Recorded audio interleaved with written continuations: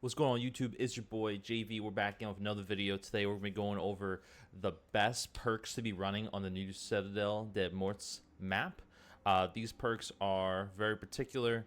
Of course, you can run any of the perks, but I'm just going to go over kind of like the priority of what you should be getting first and what those augments should be.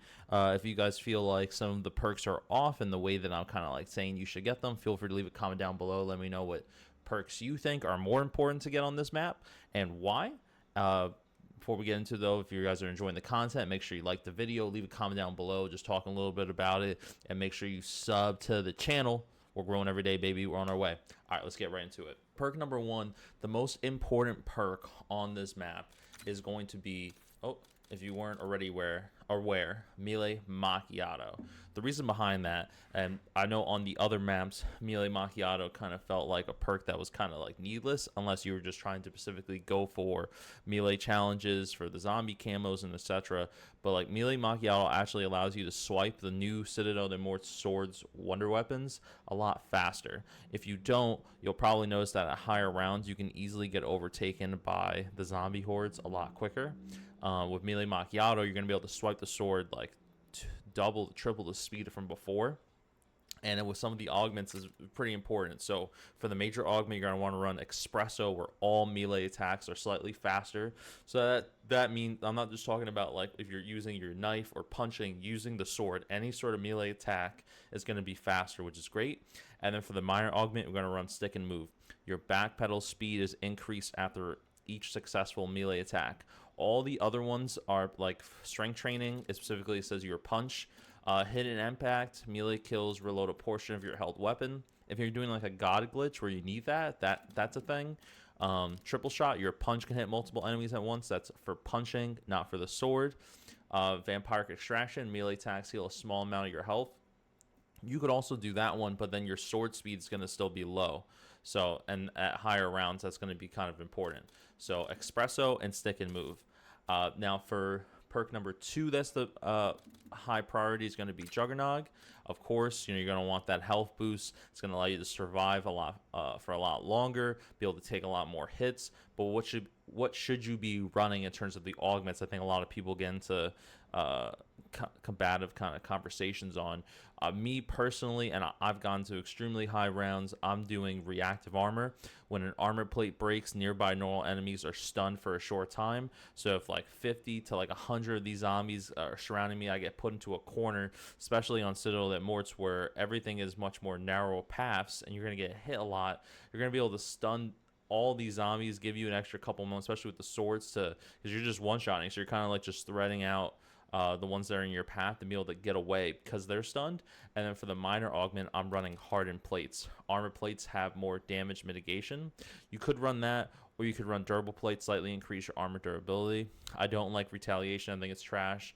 I don't really like turtle shell because the shielding is only from your back, and I like it being all over. Probiotic, where you slightly increase maximum health of Juggernog, is very minuscule. You almost barely even notice it. I don't recommend it. Feel free to, but I doubt you're lasting as long as me in comparison to if I'm running reactive armor and you're running probiotic.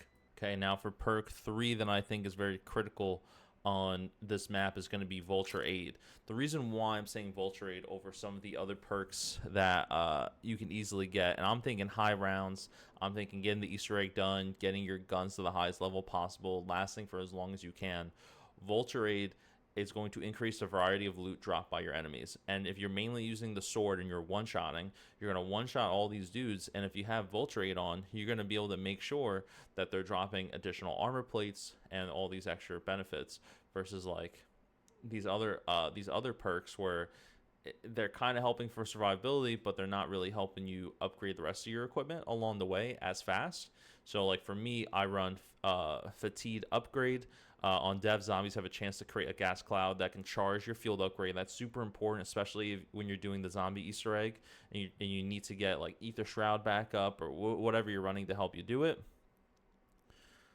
Now, one of the other big ones, and I think this, honestly, I'm surprised this is even a minor augment. I think that this ability is basically like having a major augment, almost like having two major augments on it. Carry-on luggage. Critical kills have a chance to drop extra salvage. So if you combine that with your rifle or your submachine gun that's already has a suppressor that's dropping extra salvage for you already, and then with carry-on luggage you're getting basically double the salvage. You're going to be able to get your gun's rarity level up so much faster than you would have been able to before if you didn't have this on there. All these other ones like auto pickup loot from farther away, I think it's kind of trash. If you're running a god glitch that helps you out, that has you outside of the map, maybe. Picky eater on death, zombies have a higher chance of dropping your current equipment. I guess like if you're doing like, you know, the Molotovs, the shock charges, those things for different parts of the Easter egg, maybe that's important, but like not so much. You could literally go craft those real quick. Even the other major augments, smell on death, zombies have a chance to create a gas cloud that conceals you while standing in it. That's trash. It barely even works. And parting gift, vulture 8 ammo drops give more ammo to wonder weapons. It's not that much, and the wonder weapons that are worth using on this map are the swords, and there's no ammo. It's infinite swipes, so that doesn't even matter. Maybe if you're on the other maps, possibly, but I don't really see that being bigger than fatigue upgrade and carry-on luggage. The last one on this list, and after this one, every other perk you can get whatever order. I'm going to be recommending Deadshot Daiquiri. On this map, I'm putting it at this point because now we're caring about how much damage we're going to be able to output, because at certain high rounds, we're going to be dealing with, you know, those elite zombies that are just going to be able to damage you a lot more and wind up spawning in at more like higher rates, where you have like 3, 4, 5, sometimes 10 of them on the screen at a single time. So you want to be able to put them down faster. And for Deadshot Daiquiri, I always run dead first, deal double critical damage if an enemy is at full health, which is insane. Sometimes, depending on what your main gun is, sometimes that allows you to one-shot them, which is pretty nuts. And then I like running the minor augment Dead Break, increased damage to armor pieces, which is crazy. That's even more important when playing against the boss for the end of the Easter egg. The other ones like reduce hipfire spread, reduce gun movement while doing advanced movement. That doesn't really matter. Dead again, critical hits have a chance of adding a bullet to your magazine. What is a single bullet? What is that going to do for me? Deadhead, further increased critical damage.